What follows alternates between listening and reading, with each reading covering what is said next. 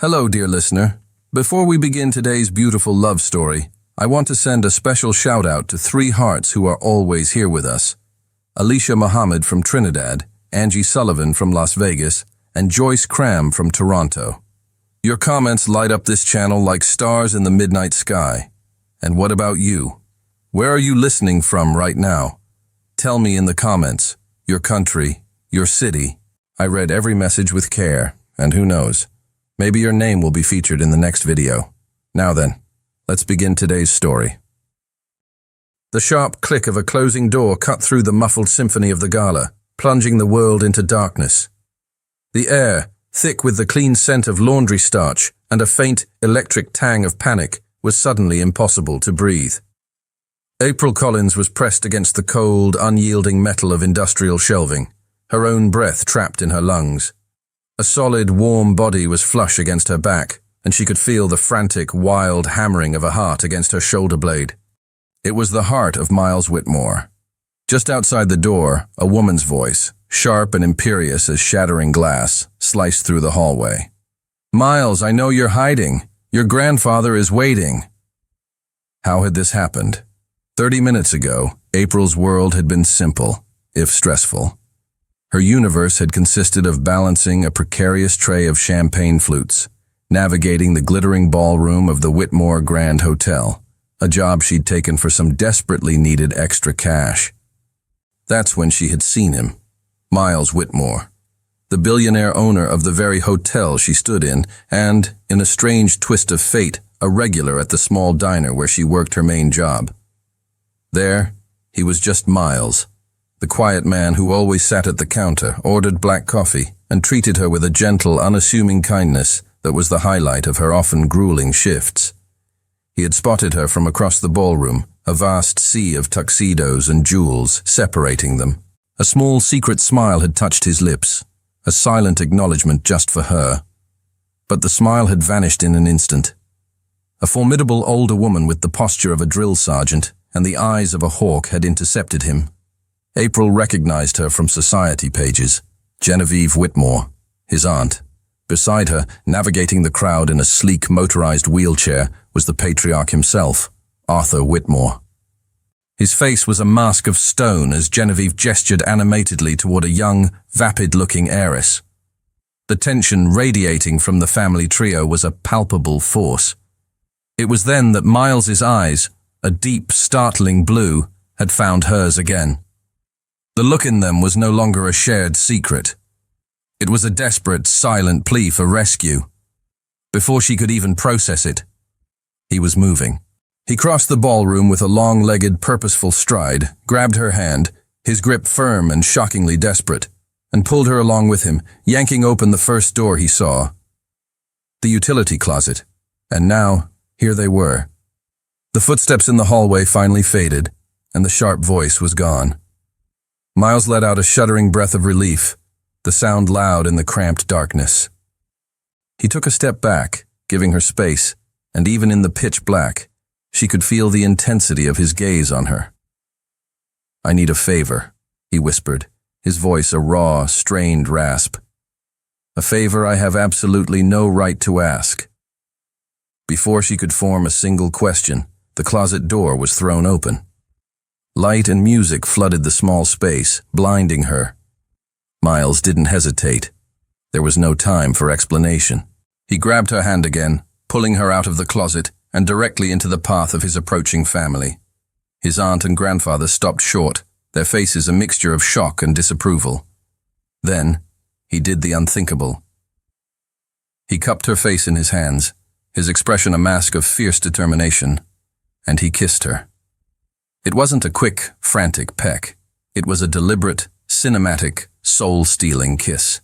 It was deep and possessive, designed to be seen, to make a statement. The world around April dissolved into a dizzying blur of light and sound. The murmuring of the crowd, the distant music, his aunt's gasp, it all faded to nothing. There was only the firm, warm pressure of his lips on hers, and the scent of expensive cologne and clean cotton that was uniquely him. When he finally, slowly, pulled away, she was breathless, her mind a complete blank. He didn't let her go. His arm snaked around her waist, anchoring her to his side in a gesture of undeniable ownership. He didn't look at her. His gaze was fixed over her head, a direct, defiant challenge aimed at his grandfather.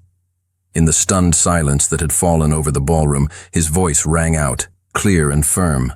"Grandfather, Aunt Genevieve, I'd like you to meet April." He paused, his grip tightening on her waist. "My girlfriend." Genevieve's face contorted into a mask of barely contained fury. Arthur Whitmore's expression was as unreadable as ancient stone. April's heart stopped. In the space of a single stolen kiss, her simple life had just been detonated. She was now the fake girlfriend of a billionaire, a pawn in a high-stakes family war she didn't understand, and she had just been introduced to the most powerful man in the city. The world returned to April in jarring, fragmented pieces. The murmur of the crowd, the clinking of glasses, the cold fury in Genevieve's eyes. She was still pressed against Miles's side, his arm a band of steel around her waist. She felt like a prop, a beautifully presented piece of evidence in a trial she hadn't known she was attending. The rest of the evening passed in a surreal haze. Miles didn't let her go. He guided her through the glittering crowd, introducing her to people whose names she instantly forgot. He was a masterful actor, playing the part of the devoted boyfriend with a terrifying conviction. But beneath the charming smiles and the proprietary touches, she could feel the tension humming through him. He was a tightly coiled spring. It wasn't until hours later, when he had escorted her home and dismissed his driver, that they were truly alone. He followed her up to her small apartment, the silence between them heavy and suffocating. Now she sat on her own worn-out sofa, still in her simple black waitress uniform, the apron crumpled in her lap. The contrast between her reality and the scene at the gala was a dizzying chasm. Miles sat opposite her in her only armchair, looking like a caged panther in the small space. On the coffee table between them lay a sleek black leather folder. It felt like a bomb. "The future of my family's empire," Miles began, his voice low and heavy with a weariness that went beyond mere exhaustion, "is worth, to me, $1 million. April's breath hitched. The number was so astronomical it didn't feel real.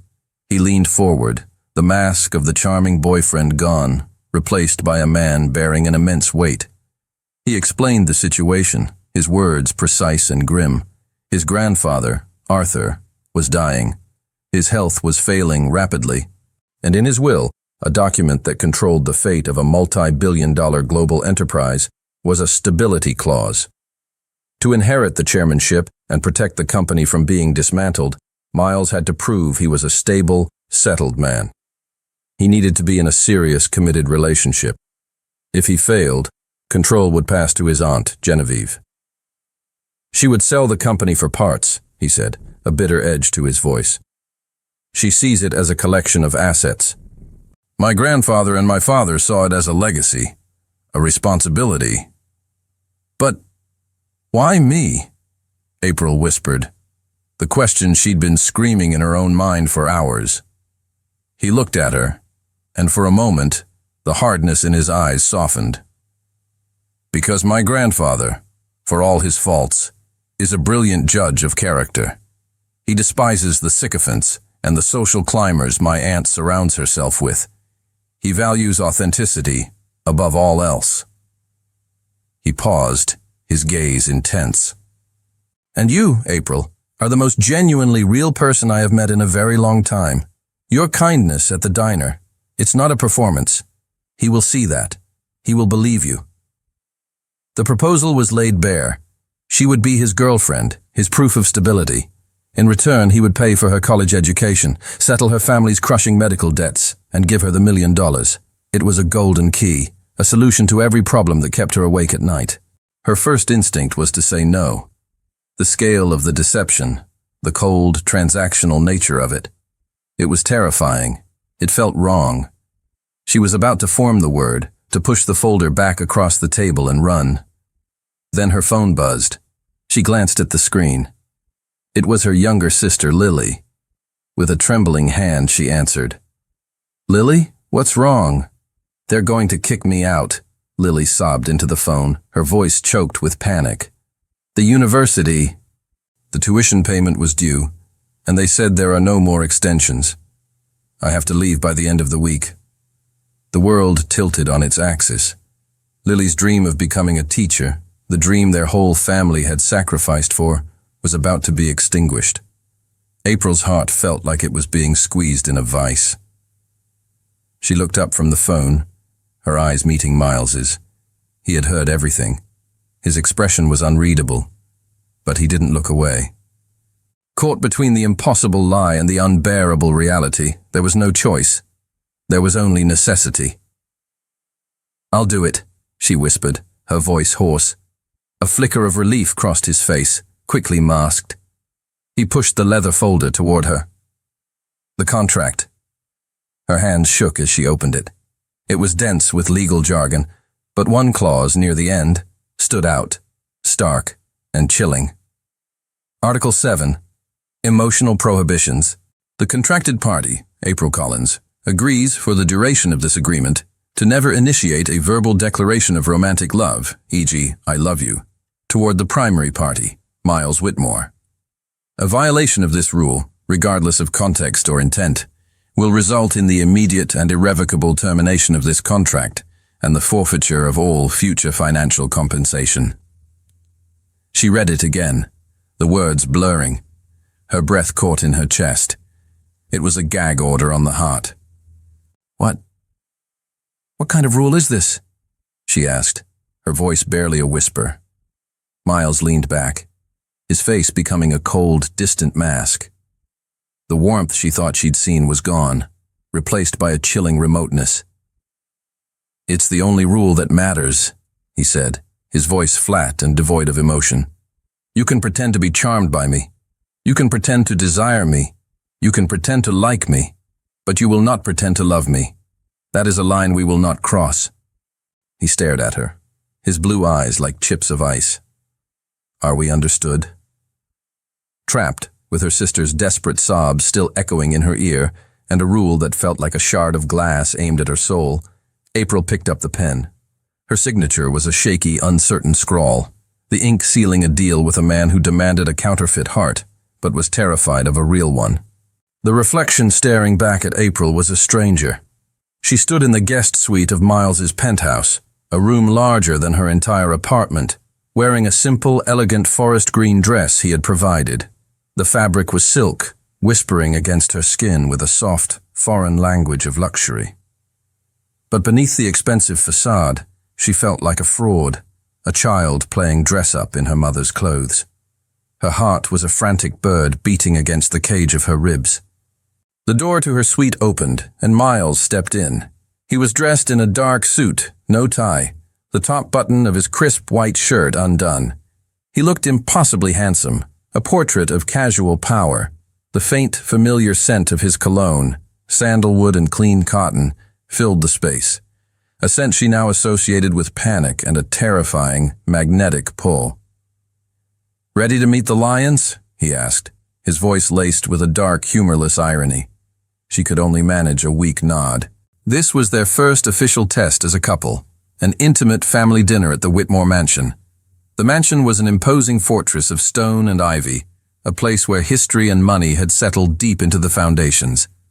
The air inside was cool and still, smelling of beeswax and old secrets. Genevieve greeted them at the door, her smile as thin and sharp as a razor's edge. But it was Arthur Whitmore who commanded the room, even from his wheelchair. He was parked near a grand, unlit fireplace, a tartan blanket over his knees. His eyes, a paler, more faded blue than his grandson's, were sharp and missed nothing. The dinner was a masterclass in psychological warfare. Genevieve, playing the part of the gracious hostess, subjected April to a relentless, veiled interrogation. "So, April," she began, her fork poised delicately over a piece of asparagus, "Miles tells us you work at a diner. How charmingly rustic. And what does your family do?" "My mother is a nurse," April replied, her voice steady despite the tremor in her hands. "Ah, a noble profession," Genevieve said, with an inflection that made it sound like the exact opposite. "It must be so difficult with the long hours. I imagine you don't get to see her much." It was a subtle dig, a test to see if April's backstory was consistent. Throughout the ordeal, Arthur remained silent, his gaze moving from April to Miles and back again, his expression unreadable. He was observing, judging. April felt like a butterfly pinned to a board. The main attack came with the dessert. "Miles has always had such a passion for the arts," Genevieve remarked to the table at large. "I remember how he adored the opera we saw last season. La Traviata, wasn't it, darling? You must tell us, April. What was your favorite part of the performance he took you to?" It was a perfectly laid trap.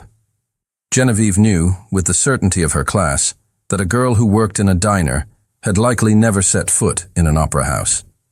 April's mind went blank. The silence stretched. She could feel Genevieve's triumphant smirk, could feel Arthur's penetrating gaze on her. She was about to stammer, to confess, to fail. "Actually, Aunt," Miles' voice cut in, smooth as velvet. He reached across the table and took April's hand, his thumb stroking the back of it. "April finds the opera a bit stuffy. Her tastes are more authentic." He turned his charming smile on April, his eyes communicating a clear message. "Follow my lead." "I was just telling her the other day," he continued, his voice warm with a fabricated nostalgia, "that nothing will ever top that first night I took her to that little jazz club downtown. The Blue Note. Remember, darling. The air was thick with smoke, the bourbon was cheap, and an old man was playing the most heartbreakingly beautiful saxophone solo. You were so captivated you didn't even touch your drink." He described the fictional night with such vivid, intimate detail, the way she had supposedly looked in the dim, blue light, the specific song the saxophonist had played, a quiet joke he'd whispered in her ear, that for a dizzying moment, April almost believed it herself. It was a place he knew she would love, a memory crafted just for her. He had not only saved her from the trap, he had painted a picture of a relationship so real, so grounded in shared, authentic moments, that it made Genevieve's talk of the opera seem shallow and pretentious by comparison. Across the table, for the first time all night, the corner of Arthur Whitmore's stern mouth lifted in the barest hint of a smile. Later, as they were preparing to leave, Arthur beckoned April closer. Miles hesitated, but his grandfather waved him away. "I wish to speak with the girl, alone." April approached the wheelchair, her heart pounding. The old man's eyes, though faded, were piercing. He studied her for a long, silent moment. "My grandson is a good man," Arthur said, his voice a low, gravelly rasp. "But he is a fool in many ways, blinded by the past. I hope you, girl, have more sense than he does." The words were not a threat, but they weren't a blessing either. They were a warning, an enigmatic challenge. April felt a chill run down her spine. She hadn't just passed a test. She had been recruited into a much older, much more dangerous game. The next few days were a blur of logistics. April was moving into the penthouse. It was a necessary part of the charade, a way to present a united front. She packed up her life in a series of cardboard boxes, the process feeling less like a move and more like an erasure of her old self. Her small, sunlit apartment, with its peeling paint and mismatched furniture, had been her sanctuary. The sterile, silent luxury of Miles's penthouse felt like a beautiful prison. She was taping up the last box when a knock echoed on her door. It was Miles. He looked utterly out of place in her modest hallway, his expensive suit a stark contrast to the worn-out welcome mat. The scent of sandalwood and clean cotton preceded him into the room. "I was in the neighborhood," he said, the excuse so flimsy it was almost transparent. "Thought I'd see if you needed help with any of the heavy lifting." He stepped inside, his gaze sweeping over the space. It was the first time he had been here since the night he'd made his proposal. He seemed to notice everything. The stack of art history books on her nightstand, the faded photographs of her and her sister, Lily, taped to the refrigerator, the charcoal sketches pinned to a corkboard on the wall. He was seeing the architecture of her life, the parts of her that had nothing to do with the contract. "You're a talented artist," he said, his voice quiet as he studied a sketch of an old woman's hands. "I just doodle," she replied, a flush creeping up her neck. The tension of the family dinner had dissipated, replaced by an easy, almost comfortable quiet. They talked as he helped her label a few boxes, the conversation drifting away from the high-stakes game they were playing. For a few precious minutes, they weren't a billionaire and his fake girlfriend. They were just a man and a woman, sharing a moment in a sun-drenched, half-empty room. The peaceful bubble was popped by the sound of a key in the lock. The door swung open, and April's younger sister, Lily, bounced in, her face bright with a smile. "Surprise! I finished my classes early and thought I'd help you." Lily stopped short, her eyes widening as she took in the sight of the impossibly handsome, well-dressed man standing in her sister's living room. "Oh, I'm sorry. I didn't realize you had company." "Lily, this is Miles," April said, her heart starting to pound. Lily's eyes lit up. "Miles? The Miles?" she whispered excitedly to April, before turning a dazzling smile on him. "It's so nice to finally meet my sister's mystery boyfriend. She talks about you." Well, she doesn't, which is how I knew it was serious. Before April could die of mortification, Lily was suddenly seized by a harsh, racking cough. It was a sound April knew all too well. The cough deepened, becoming a desperate, wheezing fight for air. "Asthma. Lily? Your inhaler?" April asked, her voice sharp with panic. Lily shook her head, her eyes wide with fear, pointing to her empty backpack. She had forgotten it. In the space of a heartbeat, Miles transformed. The quiet observer vanished, replaced by a man of decisive, immediate action. He didn't ask questions. He didn't hesitate. He crossed the room, scooped the gasping Lily into his arms as if she weighed nothing, and turned to April. "Which hospital is closest?" he commanded, his voice calm and authoritative. He carried her down the stairs and placed her gently in the back of his car. He drove with a focused, controlled speed, breaking a dozen traffic laws without a single wasted motion. At the emergency room, he swept through the bureaucracy, his name and his presence parting the waters of waiting lists and paperwork. He ensured Lily was seen immediately, that she had the best care, that a new, top-of-the-line inhaler was waiting for her before she was even discharged. Hours later, they sat in the sterile quiet of the waiting room while Lily rested. April was wrapped in a state of shock. "Thank you," she whispered, her voice thick with unshed tears. "You didn't have to do any of that." Miles turned to look at her, his face serious, the cool mask of control gone. In its place was an unguarded intensity that made her breath catch. "Yes, I did," he said, his voice low and rough. He looked down at his own hands, a flicker of confusion crossing his face, as if he were surprised by his own actions. His fierce, protective instinct had completely overridden the cold logic of their contract. He had acted not as a man fulfilling a business arrangement, but as something else entirely, something real. And the realization seemed to shake him to his very core. The annual Whitmore Hospital Charity Ball was the glittering apex of the city's social calendar.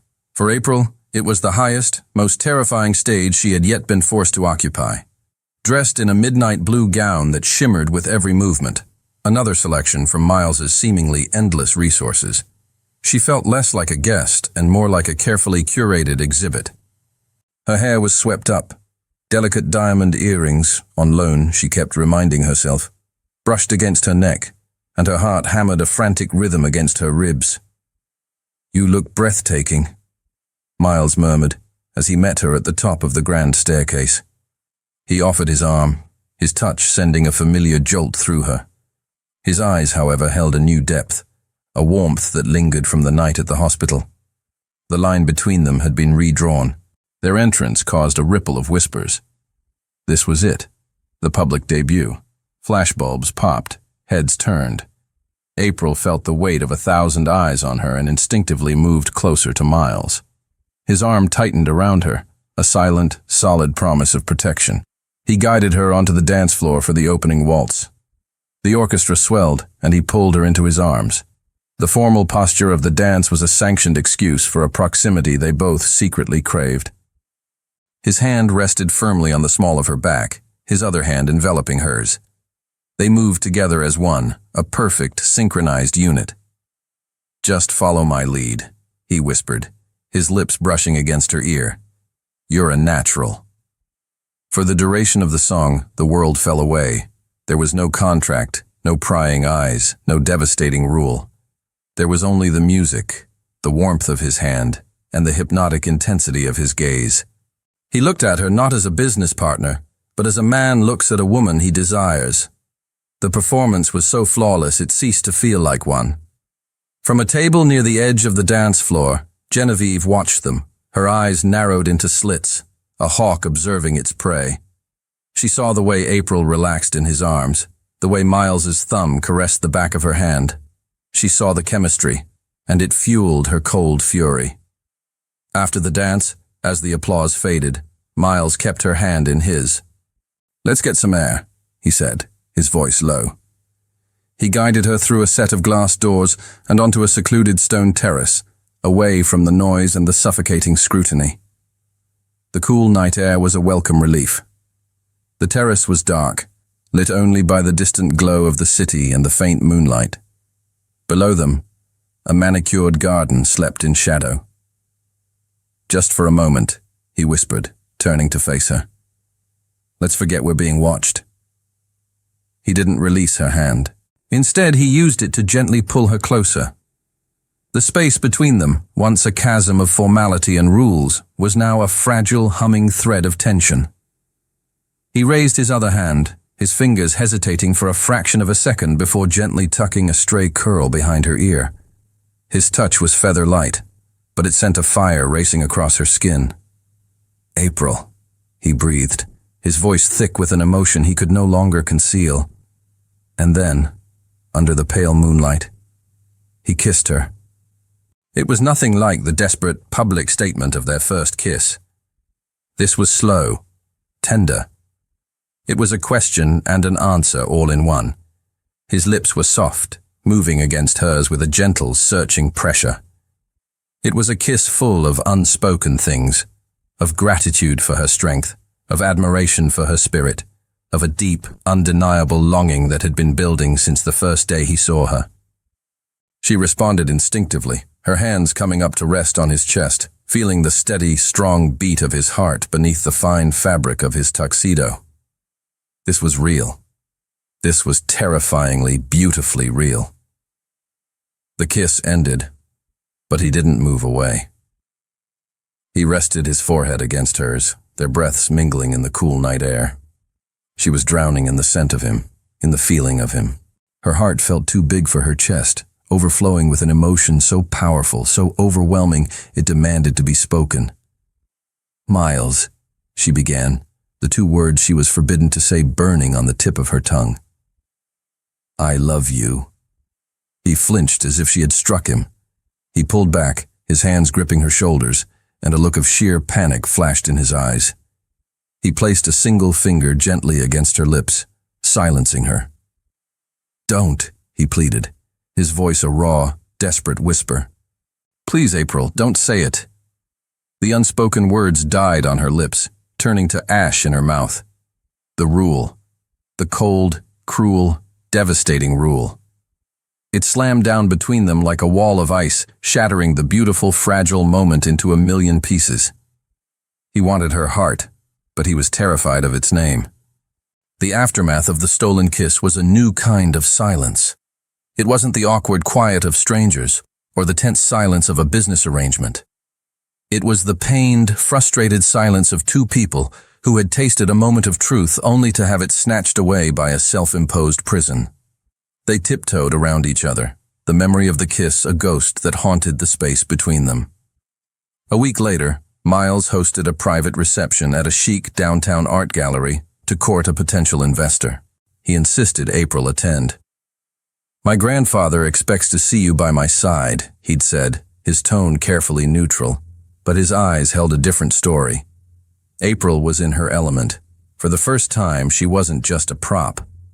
She moved through the gallery with a genuine passion, discussing brushstrokes and color theory with an infectious enthusiasm that charmed everyone she spoke to. She had even brought her personal portfolio, a slim leather case containing her best charcoal sketches, hoping to gather the courage to show it to the gallery's curator. She was standing before a large, abstract canvas, lost in thought, when a familiar, chilling voice spoke from beside her. "You clean up nicely, dear." It was Genevieve. She held a glass of red wine, her smile as thin and sharp as a shard of glass. But the stain of the diner never truly washes out, does it? April stiffened, but refused to give her the satisfaction of a reaction. "I'm not ashamed of where I work, Genevieve." "Of course not," his aunt replied, her voice dripping with false sweetness. "It takes a certain ambition to leap from serving coffee to sleeping in a billionaire's penthouse. A commendable, if transparent, trajectory." Genevieve shadowed her for the rest of the evening, a beautifully dressed vulture circling its prey. She made cutting remarks just loud enough for April to hear, questioned her opinions on art with condescending amusement, and did everything in her power to undermine her confidence.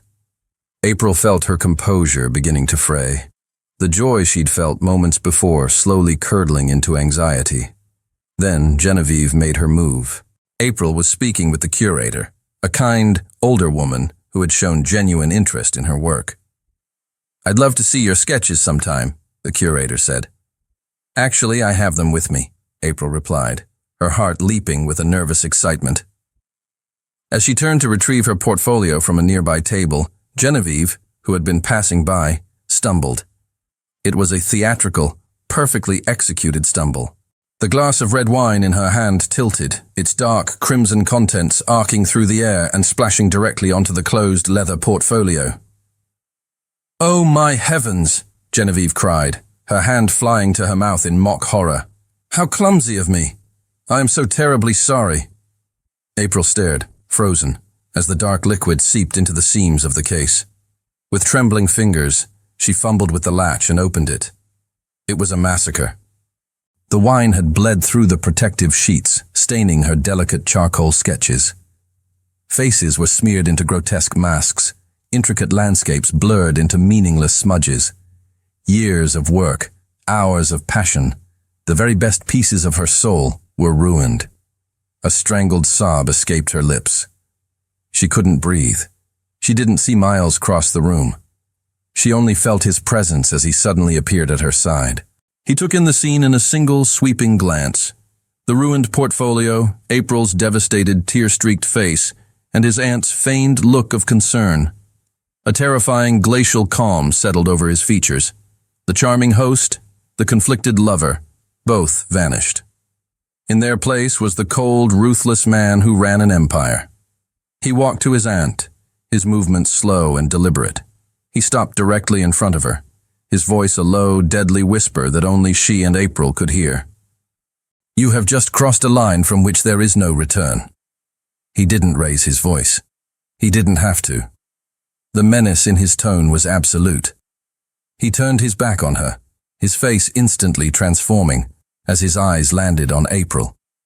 The fury was gone, replaced by a deep, aching concern that made her heart twist. He gently closed the ruined portfolio, his hand covering hers. "Let's go home," he said softly. The ride back to the penthouse was silent, but it was a different kind of silence. It was the heavy, charged quiet of shared fury and unspoken comfort. Miles's hand rested on the seat between them, not touching her, but close enough that she could feel the warmth radiating from it.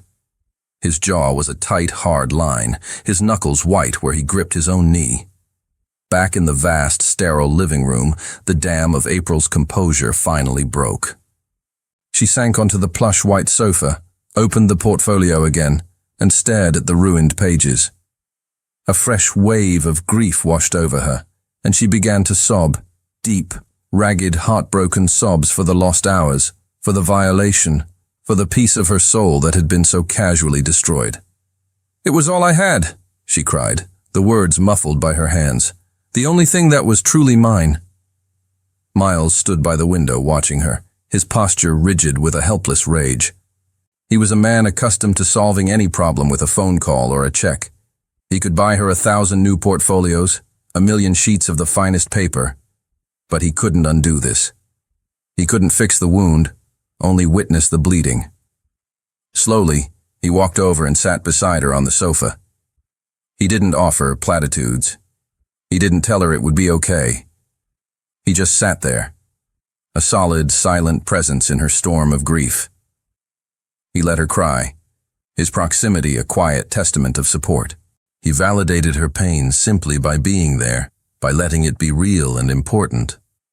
After a long time, her sobs subsided into shaky, exhausted breaths. He still hadn't said a word. Then he stood up and walked into his private study. He was gone for several minutes. When he returned, he was holding something in his hands. It was an old leather-bound sketchbook, its cover worn smooth with time and use. The corners were scuffed, and on the front, 2 simple initials were embossed in faded gold. D.W. He sat down beside her again and gently placed the sketchbook in her lap.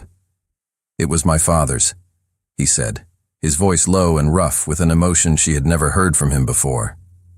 He wasn't a businessman, not really. He was an architect, an artist. He loved drawing more than anything. April looked up at him, her eyes wide and questioning. "He gave this to me when I was a teenager," Miles continued, his gaze fixed on the old book.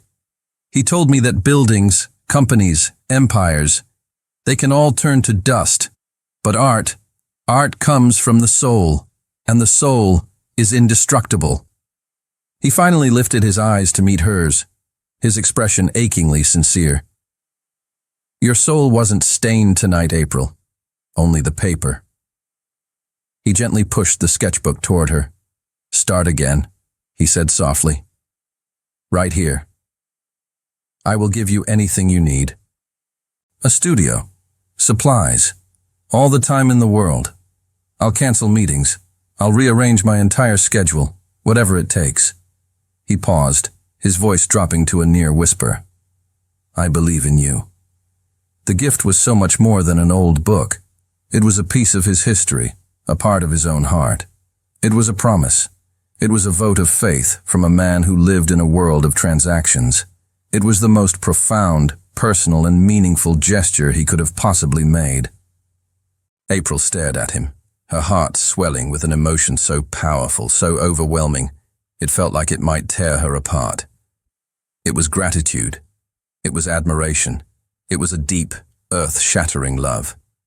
The forbidden words rose in her throat, a desperate, unstoppable tide. "Miles, She stopped, her breath catching. The rule. The cold, cruel contract. It was a physical barrier, a gag in her mouth. How could she not say it? How could she sit here, holding a piece of his father's soul in her hands, and not tell him the truth of her own? The silence that fell was agonizing, filled with the deafening sound of the one thing she was forbidden to say. Arthur Whitmore, with the cunning of a seasoned chess master, made his next move.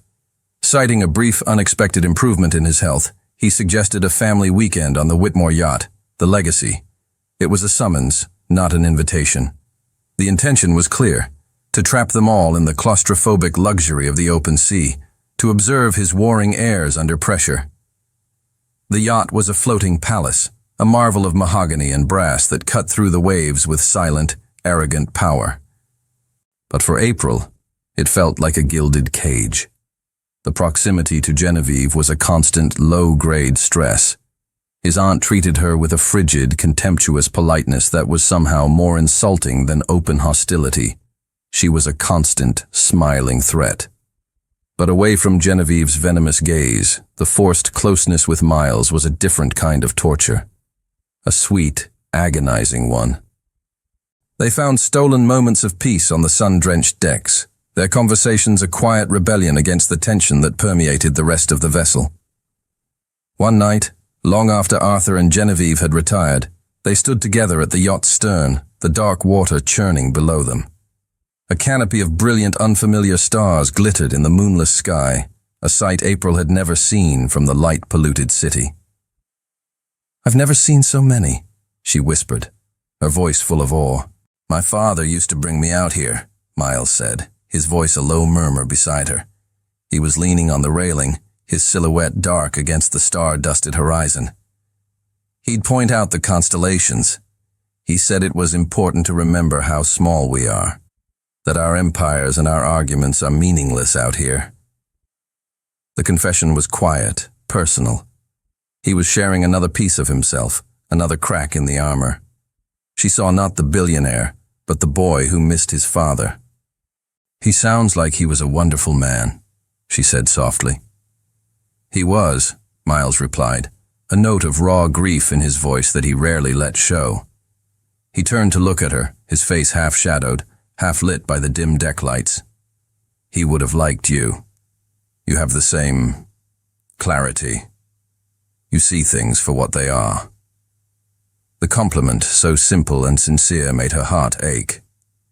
In the quiet intimacy of the night, surrounded by the vast, dark ocean, the artifice of their arrangement felt absurd. They were just two people, sharing their vulnerabilities under the stars. He took a half-step closer, the space between them shrinking. The scent of the salt air mingled with his cologne. He looked out at the dark water, then back at her, his expression unreadable, but intense. "You know, April," he began, his voice hesitant, searching. "When I'm with you, I feel like I can—" He stopped, the words catching in his throat. He looked away, a flicker of frustration, or was it fear, crossing his face. The sentence, so full of promise, died, unfinished. He had been about to say something real, something from the heart. "I feel like I can breathe. I feel like myself. I feel like I can be happy." She didn't know what the words would have been, but she knew they would have been true. And he had swallowed them. The habit of a lifetime, of control, of emotional suppression, of fear, had silenced him. The moment was gone. The connection fractured. April felt a sharp, new kind of pain. It wasn't just about the rule he had imposed on her anymore. It was about the rules he lived by himself, the walls he couldn't seem to tear down, even when he wanted to. She realized, with a sinking heart, that as long as he was a prisoner of his own past, she would always be one too. Without a word, she turned and walked back toward the cabin, leaving him alone with the stars and his unspoken truth. The weekend at sea did little to calm the stormy family dynamics. If anything, it sharpened the edges of their conflict. 2 days after they returned, Arthur Whitmore's health took a sudden, drastic turn for the worse. The brief rally had been just that, brief. His doctors were clear. His time was no longer measured in weeks, but in days. He summoned them all to his study in the mansion. It was a somber, wood-paneled room that smelled of old books and mortality. The family lawyers were present, their faces grim and neutral. April stood slightly behind Miles, her hand resting lightly on the back of his chair, a silent, steadfast presence. This was it, the final judgment. Genevieve, dressed in a severe black suit, spoke first. She was prepared. She presented a thick, meticulously compiled dossier detailing every one of Miles's perceived failures. His playboy past, his reckless business decisions, his unstable personal life. She argued with cold, corporate precision that she was the only logical, stable choice to lead the company into the future. The Whitmore legacy requires a steady hand, not the whims of a man who is clearly still finding his way, she concluded, casting a pointed, venomous look at April. When it was his turn, Miles spoke not of his past, but of his vision. He spoke with a quiet, burning passion about honoring his father's and grandfather's legacy, not by stagnating, but by innovating. He spoke of responsibility to their employees, of sustainable growth. He was no longer the conflicted man from the yacht. He was a leader, confident and clear-eyed. April felt a swell of pride so fierce it almost brought tears to her eyes. When he finished, Arthur sat in silence for a long moment, his breathing shallow. His gaze moved from his son to his grandson, and then, to everyone's surprise, It settled on April. He ignored the lawyers, the dossier, the passionate speeches. He pinned her with his pale, piercing eyes. "Girl," he rasped, his voice weak but still commanding. "One question." The room fell into a dead silence. Every eye was on her. Miles tensed, a protective instinct making him want to shield her, but he knew he couldn't. This was Arthur's game. "Do you love my grandson?" The question dropped into the silent room like a grenade. It was a masterfully cruel, brilliant trap. A simple yes or no was all he wanted, but either answer was a detonation. If she said yes, she would be telling the truth of her own heart, but she would be violating the primary clause of her contract with Miles. In his mind, it would prove she was just an actress playing a part for money, confirming his deepest fears about love being a transaction. He would never trust her again. If she said no, she would be destroying the entire foundation of their charade. She would be handing Genevieve the victory on a silver platter, proving Miles's relationship was a sham and that he was, as his aunt claimed, unstable and deceitful. Her mind raced. Miles's future, the legacy of his family, her own integrity, it all balanced on the razor's edge of her answer. She could feel Miles's panic, a palpable wave from the man sitting beside her. She could feel Genevieve's triumphant, predatory stillness. April held the old man's gaze, her heart hammering against her ribs. The fate of an empire rested on her next words. The silence in the study was absolute, so heavy it felt hard to breathe. April could feel the weight of every gaze in the room, but she kept her eyes locked on Arthur Whitmore. She saw the cunning in his tired eyes, the final, ruthless test of a king choosing his heir. He wasn't just asking about her feelings. He was testing her character, her intelligence, her loyalty. She took a slow, steadying breath, the sound unnaturally loud in the quiet room. "Mr. Whitmore," she began, her voice clear and firm, betraying none of the frantic turmoil in her heart. "What I feel for your grandson is not a single word. It's not a yes or a no that can be spoken to satisfy a clause in a will or win a boardroom battle." She felt Miles shift beside her, a small, sharp intake of breath. Genevieve leaned forward slightly, her eyes narrowed, sensing a trick. April continued, her gaze unwavering. Feelings are complicated, but actions are simple. They are true. She paused, letting her words sink in. "I have seen the weight of the world on his shoulders, and I have seen him carry it with a strength he doesn't even know he has. I have seen him be kind when no one was watching, and I have seen him fight for what he believes in when everyone was. What I can tell you, with absolute certainty, is that I choose to stand beside him. I choose him. Today, tomorrow, and whatever comes after. Whether he is the chairman of this company or just the man I know." She finally broke eye contact with Arthur and turned her head, her gaze finding Miles's. Her look was full of a fierce, unwavering loyalty that went far beyond any contract. "That," she finished softly, speaking now only to him, "is more important than any 3 words I could say." It was brilliant. A masterstroke of emotional and logical genius. She had not said "I love you," and therefore had not violated the contract. But she had declared, in no uncertain terms, a loyalty and a commitment so profound that it was more powerful than any simple confession of love. She had answered the spirit of the question, not the letter, and in doing so, had proven herself to be exactly the kind of person Arthur Whitmore valued. Someone who understood that true strength lay not in words, but in conviction. A slow, genuine, and deeply satisfied smile spread across Arthur's tired face. He had found his answer. "That," the old man rasped, his voice filled with a sudden, surprising strength, "is the answer of a Whitmore." He turned his head toward his stunned lawyers. "You have my decision. Prepare the final documents. The chairmanship goes to Miles."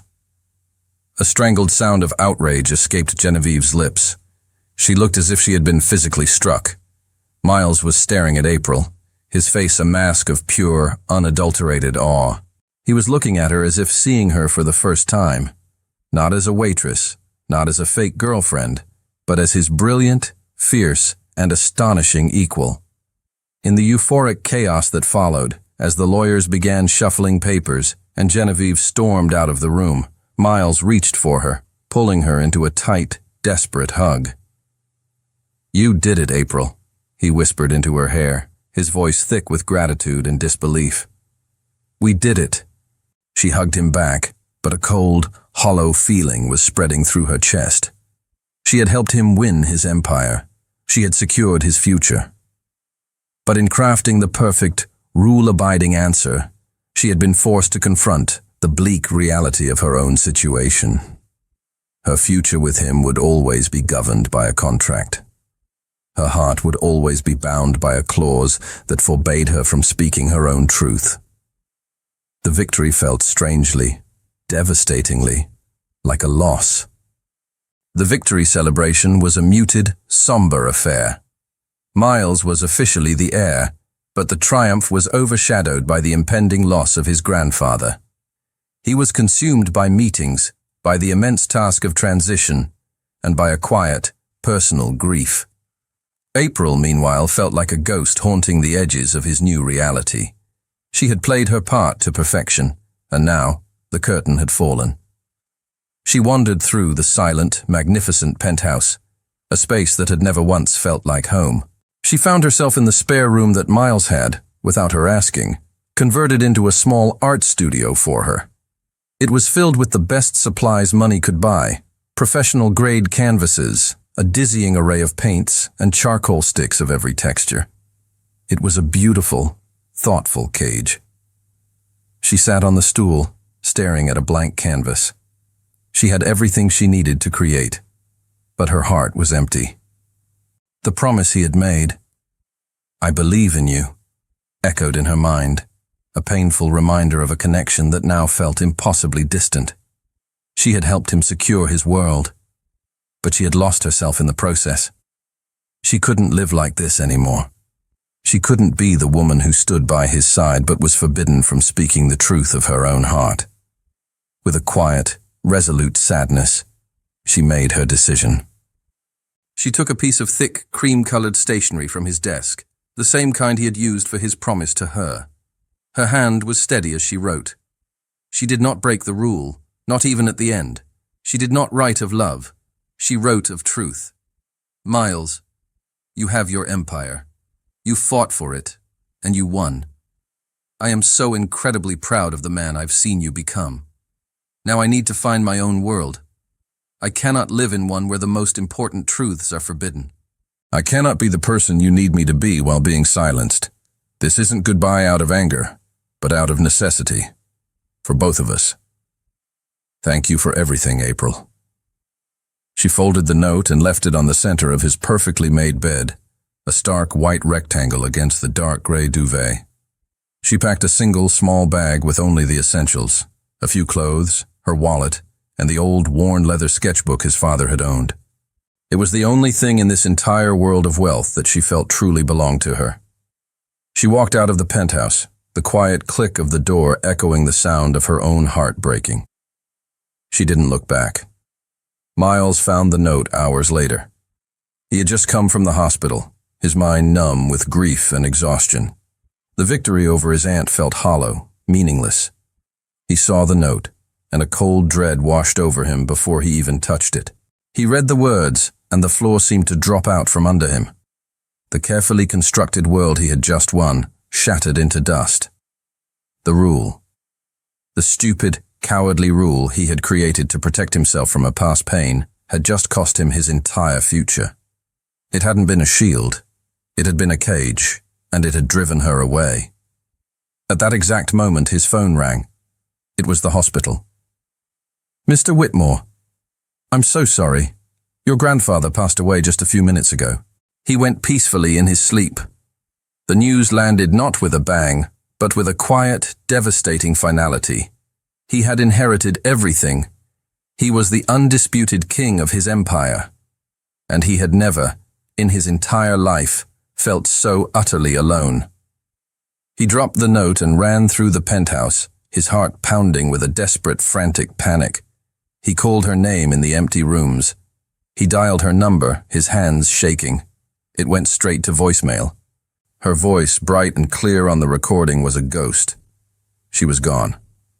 He was standing alone in the center of his cold, silent fortress, the king of a kingdom of ashes. A week after the funeral, Miles was a ghost in his own life. He moved through the required meetings and legal proceedings in a numb, detached haze. The empire was his, a vast and complex machine now under his sole command, but the victory tasted like ash in his mouth. The penthouse, once a symbol of his success, was now a monument to his failure, its silence amplifying the echo of her absence. He was in his grandfather's study at the mansion, a room he had avoided until now. He was sorting through personal effects with his family's lawyer when the man handed him a thick, sealed envelope. Arthur left specific instructions that you were to receive this, and only this, after everything else was settled, the lawyer said gently.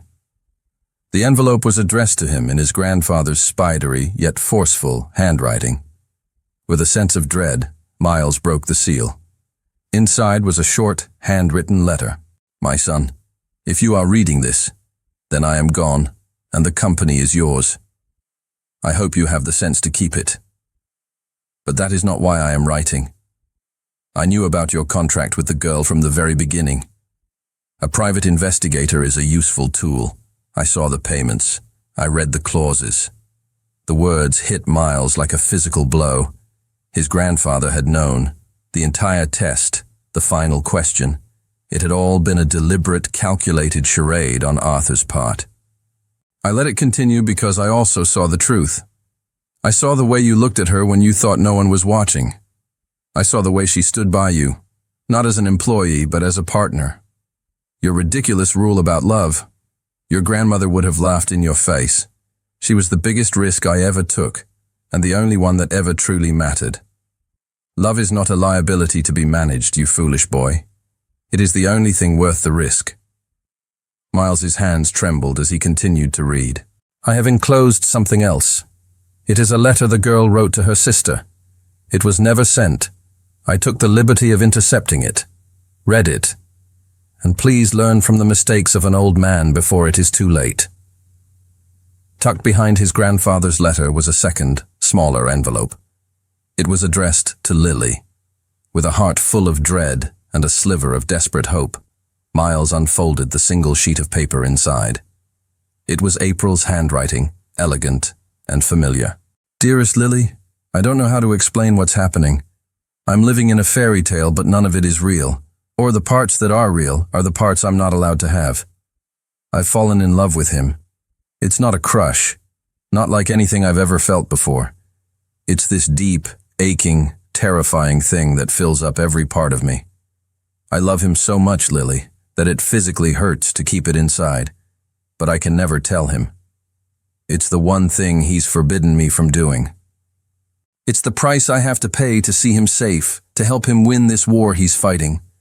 So I'll play my part. I'll stand by him, and I'll lie with my silence. I'll help him win his kingdom, even if it means I can never be a part of it. I just wish he could see that my love isn't a threat. It's the truest thing I have to offer. The letter fell from his nerveless fingers. The truth of it, the sheer, selfless power of her love, crashed over him. She hadn't been playing a part for money. She had been sacrificing her own heart for his sake. His carefully constructed walls, the fortress of logic and fear he had built around himself for years, didn't just crack. They crumbled into dust. He sank into his grandfather's leather chair, the enormity of his foolishness crushing him. And for the first time since he was a boy, Miles Whitmore wept.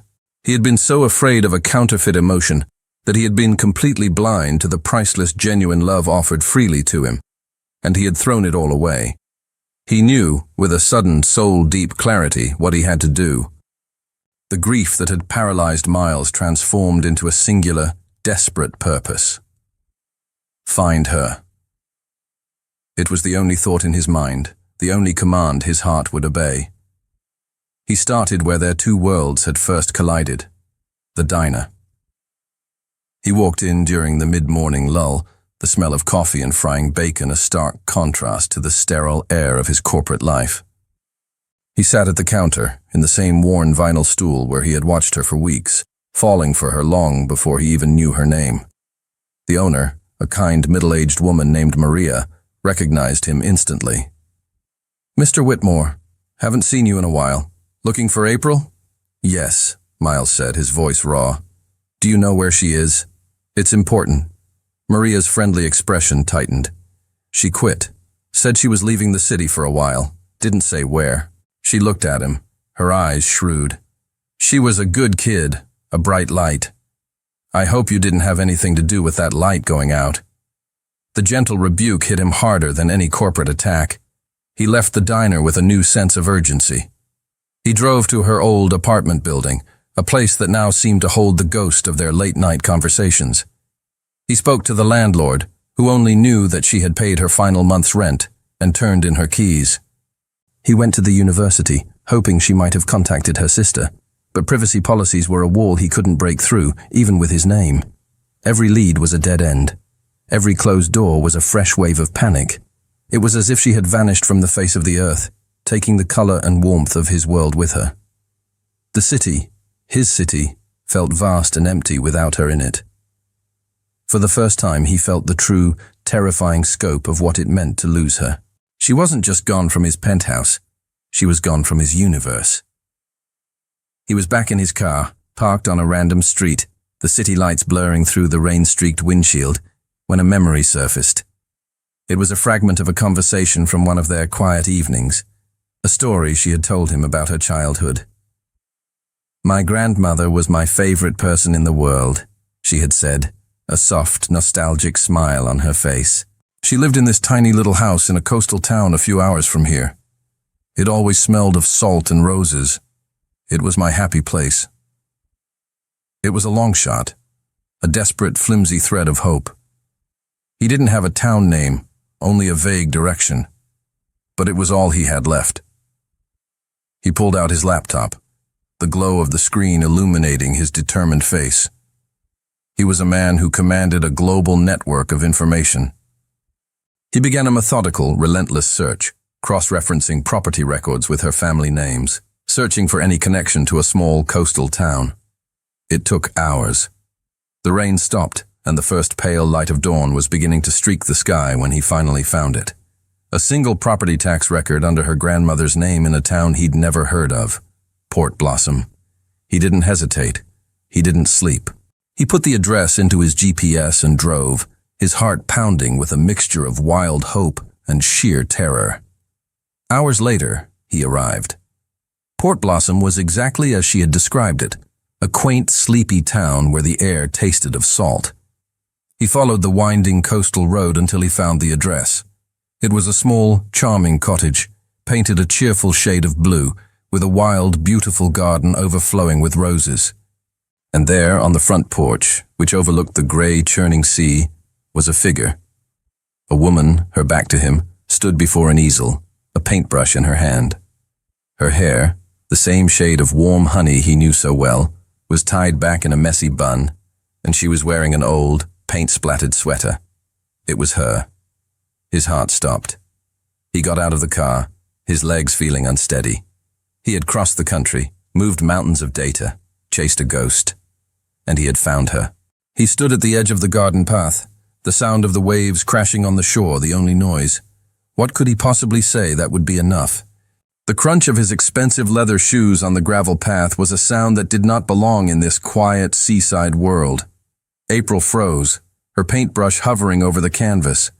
She turned slowly, her body tensing as if bracing for a blow. When she saw him, her eyes widened in disbelief. He looked nothing like the powerful CEO or the polished billionaire. He looked undone. His hair was a mess, his expensive clothes were rumpled from the long drive, and a dark stubble shadowed his jaw. But it was his eyes that stole her breath. They were filled with a raw, desperate exhaustion and a vulnerability she had never seen before. "Miles?" she whispered, her voice barely audible over the sound of the waves.